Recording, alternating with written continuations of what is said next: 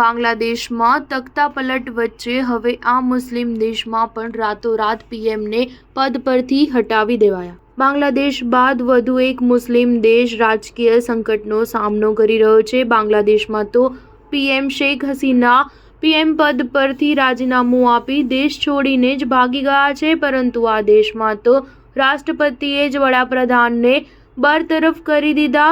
North આફ્રિકાના ટ્યુનિશિયામાં રાષ્ટ્રપતિ કૈસ સૈયદે બુધવારે કારણ જણાવ્યા વગર દેશના વડાપ્રધાન અહમદ હચાનીને બરતરફ કરી દીધા છે। આ સાથે જ તેમના સ્થાન પર સામાજિક મામલાના મંત્રી કામિલ મદૌરીને નિયુક્ત કર્યા છે। રાષ્ટ્રપતિ કાર્યાલય દ્વારા આ માહિતી આપવામાં આવી છે।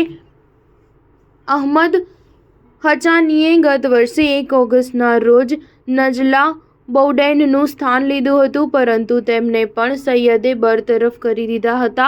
હવે આની પાછળ પણ કોઈ કારણ આપવામાં નથી આવ્યું। 2019માં રાષ્ટ્રપતિને લોકતાંત્રિક રીતે ચૂંટવામાં આવ્યા હતા, પરંતુ તેમણે 2021માં સત્તા કબજે કરવાનો પ્રયાસ કર્યો હતો। વચ્ચે એવા પણ સમાચાર આવ્યા હતા કે 2022માં તેમણે બંધારણમાં સુધારો કર્યો, જેથી એક રાષ્ટ્રપતિ શાસન પ્રણાલી બનાવી શકાય, જેમની પાસે સંસદની ખૂબ જ મર્યાદિત સત્તાઓ હશે।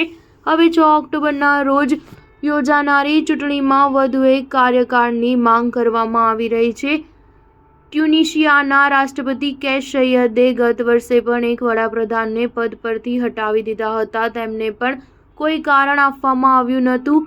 નજલા બૌડૈનને હટાવ્યા બાદ જ અહેમદ હચાનીને વડાપ્રધાન બનાવવામાં આવ્યા હતા, પરંતુ હવે તેમને પણ કોઈ કારણ વગર હટાવી દેવામાં આવ્યા છે। જુલાઈ 2021માં ટ્યુનિશિયાના રાષ્ટ્રપતિએ દેશના વડાપ્રધાનને બરતરફ કરી દીધા હતા અને સંસદ ભંગ કરી દીધી હતી। આ બધું એટલા માટે થયું હતું કારણ કે ટ્યુનિશિયામાં લોકો કોરોના મહામારીનો સામનો કરવા માટે સરકારની નિષ્ફળતા પર ગુસ્સે હતા અને દેશભરમાં દેખાવો કરી રહ્યા હતા।